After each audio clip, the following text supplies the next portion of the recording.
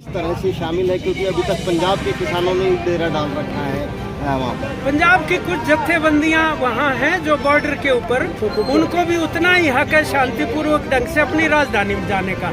तो ये जो सड़कें रोकने का, खोदने का, कील गाड़ने का, दीवार बनाने का, रबड़ गोलियां चलाने का और आंसू गैस के गोले ड्रोन से डालने का, ये बहुत ही निंदनीय कार्य है। परंतु पूरे पंजाब में संयुक्त किसान मोर्चा की जो सारी जत्थेबंदियां हैं वो बहुत मजबूती के साथ मैदान के अंदर मौजूद है। अभी तो सिर्फ डल्लेवाल और अपने पंडेर साहब है वही लीड कर रहे हैं, बाकी दिखाई नहीं दे रहे। मतलब दिखाई तो खूब दे रहे हैं। परसों जो है पूरा बंद था प्रदेश पंजाब भी, और हम ये समझते हैं कि ये इकट्ठा मिलकर करना अच्छा रहे। अभी भी एकता के प्रयत्न होने चाहिए, तभी जाके बेहतर नतीजे निकलेंगे। पिछला आंदोलन जब सफल हुआ था जब हरियाणा के किसान उठ गए थे, लेकिन अब उस लेवल पे हरियाणा के किसान साथ नहीं दे रहे। पिछले आंदोलन में देश भर के लोग थे उस आंदोलन के समर्थन में, ये बात सही है। पंजाब की सबसे ज्यादा भूमिका थी, उसके बाद हरियाणा की, यूपी, राजस्थान सब की थी।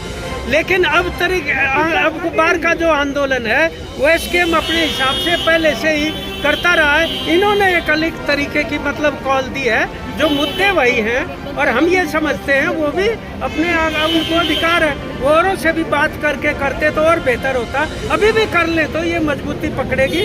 मुद्दा बहुत ज्वलंत है निश्चित रूप से, क्योंकि देखो आत्महत्याएं कर रहे हैं, कर्जा माफी का भी सवाल एक तरीके से है। और वो जो प्रस्ताव लेके आई थी सरकार, वो तो ऐसे ही झुनझुना, उसमें क्रॉप डाइवर्सिफिकेशन कहते हैं, फसल चक्र को बदलना, और वो भी उनके लिए कह रहे हैं न्यूनतम समर्थन की कानूनी गारंटी का 5 साल के लिए कॉन्ट्रैक्ट करेंगे, जो मतलब धान और गेहूं को छोड़कर कपास, दालें और मकई बोएंगे, बाकी सबको नहीं। लेकिन हमारे यहाँ तो सरसों और सारी चीजों के ऊपर आप देखेंगे कि इतनी बुरी पिटाई हो रही है, क्योंकि बाहर से तेल आयात हो रहा है।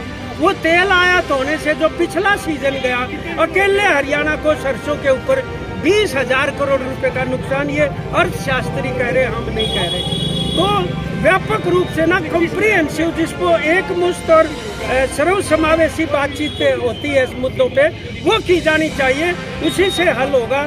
ऐसे तिकड़मे वगैरह इस तरह करके सोचे हमने हल कर दिया, वो बात सही। आज सुबह भी टीयर गैस हुई है शंभू बॉर्डर पर, और उसके बाद सरकार ने 5वें दौर की वार्ता का आश्वासन दे दिया। मतलब ये देखिए, अगर उनको देना ही था, अच्छा ये होता कल शाम को ही दे देते।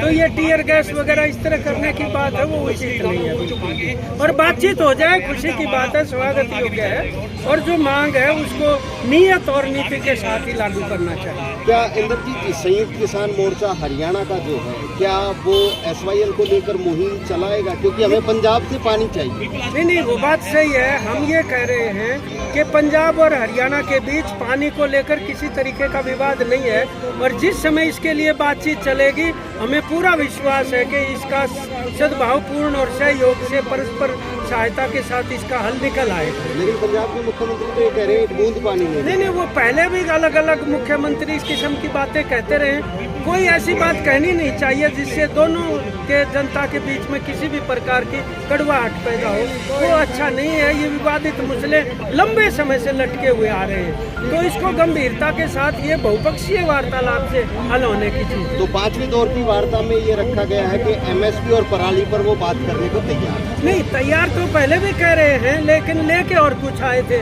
अब वो MSP की कानूनी गारंटी पे स्वामीनाथन आयोग की सिफारिश के अनुसार मूल्य निर्धारण का फार्मूला लेकर आते हैं, तो उस पर वो बातचीत हो सकती है। देखते हैं उसका आउटकम क्या होता है।